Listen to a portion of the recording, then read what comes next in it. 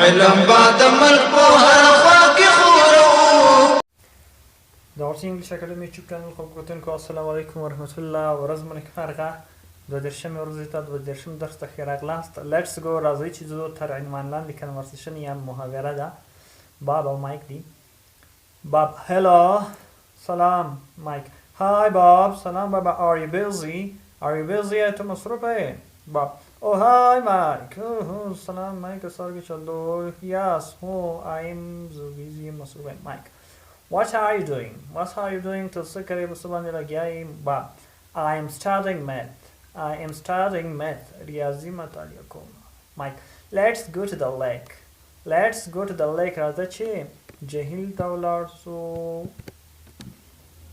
باب sorry Mike وبخه مایک I have to study زه باید مطالعه وکړم. مایک okay باب سیده بابا see you at school tomorrow سبا و ښوونځي کې سره وکسو. باب fine Mike سیده مایکا ښه ده مایکا thanks for calling د زنګ وهلو نه دی ډېره مننه. thanks for calling دا کنورسیشن words برخه ده لغتونو برخه ده. ال برخه کې لغتونه دي. لیبل معنا لیبل نښه. late ناوخته.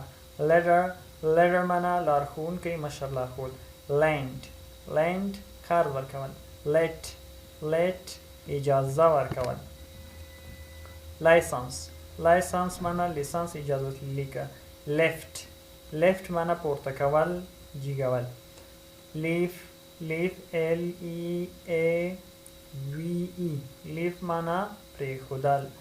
light light معنا روښانه څراغ رڼا.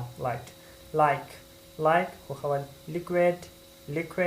liquid معنا مایع. list معنا فهرست. location موقعیت. lose معنا بایلل له لاسه ورکول. loyal معنا وفادار ایماندار. luck معنا بخت علی قسمت. دا لغتونه. proverbs دی متلونه. متل تعریفی کړی دی. definition معنا تعریف پیژندنه. a short sentence usually known by many people stating something commonly experienced or giving advice. A short sentence usually known by many people stating something commonly experienced or giving advice. وای متلونه هغه لنډې با فهمه جملې دي چې د تجربه شوو اشخاصو لخوا ویل کېږي یا تجربه شوي وي په ژوند کې یو څه حالات موږ ته ښیي. دغه ته چې وایي متل وایي. experience معنا تجربه شوي وي or giving advice یا د مشورې او نصیحتو په موخه باندې څنګه شوي وي کارول شوي وي. هغه با فهمه لنډې کلمې دي چې رښتینولي او تجربه موږ ته څنګه کوي ښایي. نور تعریفونه به هم ډېر دي تاسو ته به یاد وي. دلته هم دغه شان ته لیکلی دي. known by many people چې ډېر خلک څنګه وي ورسره اشنا وي. ډېر خلک پرې پوهېږي. هر څوک څنګه کېږي متل باندې پوهېږي. A strange horse is ridden up a stage. وایي پردی کار تر نیمو شپو وي یا د پردي اس سورلي تر نیمې لارې وي. April and May are the keys of the year. مطلب کوي چې کال ښه دی نو سپرلي څنګه دی پیدا ده. An honorable deed is better than an inglorious life.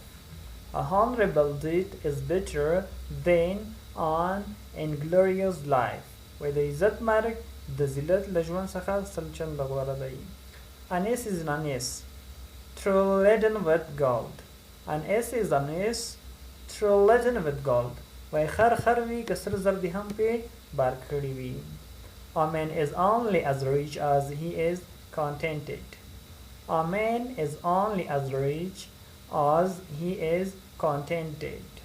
وای قناعت سړی څنګه وي؟ قانع سړی مالدار وي یا حقیقي شتمني د زړه ده چې سترګې وږې نه وي. نو دا یو څو دانې متلونه دې خوا نور هم دي. A joint foot doesn't boil. وای د شراکت دیګه نه خوټ کېږي نه جوشېږي. A hard gathering avoid scattering. و حساب مثقال بشخش په ښوروا. A friend to everybody is a friend to nobody. A friend to everybody is a friend to nobody. و د ټولو ملګری د هیچا ملګری هم نه وي، یا د هر چا ملګری د هیچا ملګری نه وي. Adversity often leads to prosperity. Adversity often leads to prosperity. وروسته له هرې تیاري څخه روښنایي وي، رڼا وي. A hungry belly has no ears. A hungry belly has no ears. وږې خېټه ایمان نه لري. دا زموږ د نن ورځې درس تر سبا ښې چارې وکلم مال. السلام علیکم ورحمت الله. بای بای.